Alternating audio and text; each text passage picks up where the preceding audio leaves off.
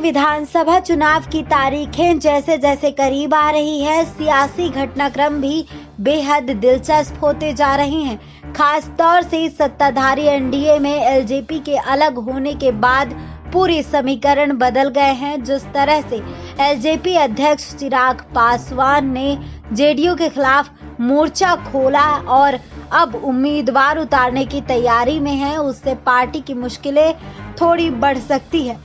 वहीं बदले हालात में अब जेडीयू और बीजेपी सूबे में बराबर सीटों पर चुनाव लड़ने की तैयारी में है।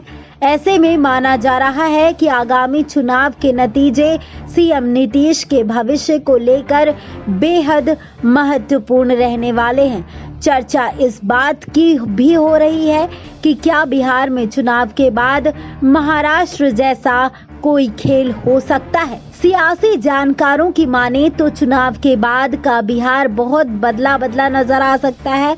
एलजेपी ने एनडीए से नाता तोड़कर ऐसी परिस्थितियां पैदा कर दी है जिसमें कई तरह की अटकलें हवा में तैर रही है। हालात पक्ष में रहे तो बीजेपी सीएम पद पर दावेदारी कर सकती है। हालांकि सियासत के माहिर खिलाड़ी सीएम नीतीश इस बात का इल्म पहले से ही है। यही वजह है कि पार्टी फूंक कर कदम उठा रही है। अटकलें ये भी है कि नीतीश ने पहले से ही प्लान बी तैयार कर रखी है। यह रणनीति बिल्कुल महाराष्ट्र चुनाव के बाद उत्पन्न हुए हालात जैसी है, जिसमें उद्धव ठाकरे के हाथ सीएम पद लग गया था।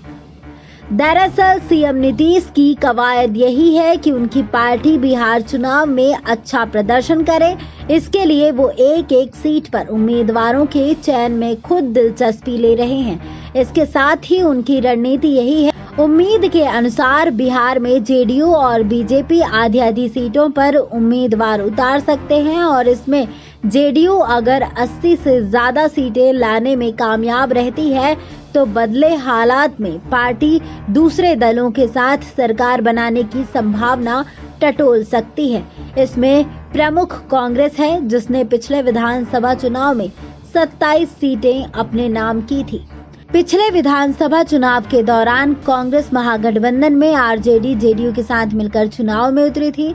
उस समय में जहां जेडीयू और आरजेडी ने 101 सीटों पर उम्मीदवार उतारे थे, वहीं कांग्रेस ने 41 सीटों पर ताल ठोकी थी। उस समय पार्टी ने 27 सीटें अपने नाम की।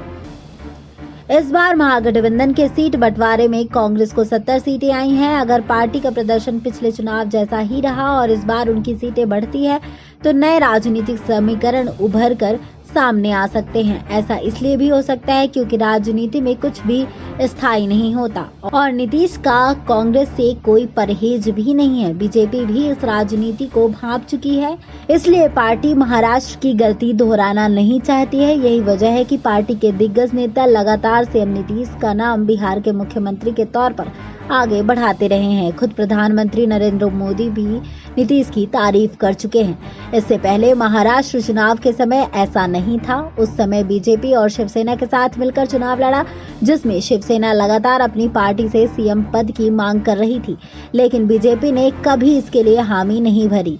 चुनाव नतीजों के बाद इसी पर पेच फंसा और फिर शिवसेना ने बीजेपी से अलग एनसीपी और कांग्रेस के साथ समर्थन में सरकार बनाई और उद्धव ठाकरे सीएम बने।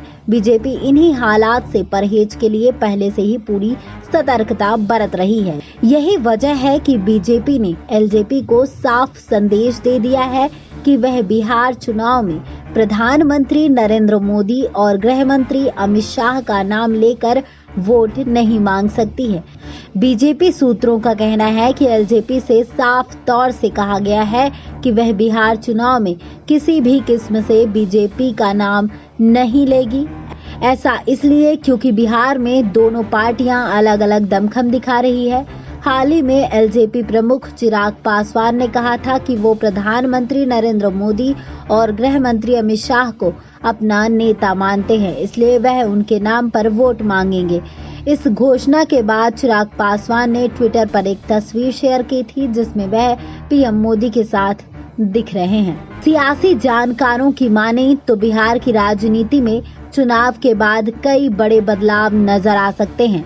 खास तौर से एलजेपी के एनडीए से अलगाव के बाद तरह तरह की संभावनाओं ने जन्म ले लिया है। एक यह संभावना है कि अगर जेडीयू के चुनाव नतीजे प्रभावित हुए तो बीजेपी ड्राइविंग सीट पर आ सकती है। बता दें कि जल्द ही बिहार में विधानसभा चुनाव होने हैं। ऐसे में सभी पार्टियां चुनाव की तैयारियों में लगी हुई हैं। वहीं अगर बात की जाए चिराग पासवान की, तो चिराग पासवान लगातार सीएम नीतीश पर हमलावर रहे हैं।